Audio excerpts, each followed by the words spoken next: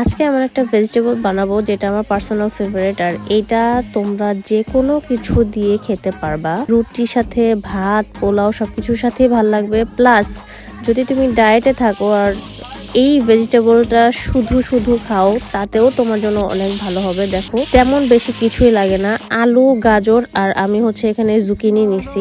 অল্প একটু আদা, রসুন, তেল, পেঁয়াজের মধ্যে ভাজা করে রান্নাটা করতে হবে। মানে যত সিম্পল রাখা যায় টেস্টটা ততই বেশি থাকে। শেষের দিকে আমি ট্রিম দিছি টেস্টের জন্য, আর ডিমটা দিছি যাতে পেটটা ভরা থাকে। Follow me for more videos. দেখো এটা তো আমরা ভাত দিয়ে খাইছি, পরের দিন সকালবেলাও নাস্তা দিয়ে আমরা এটা খাইছি।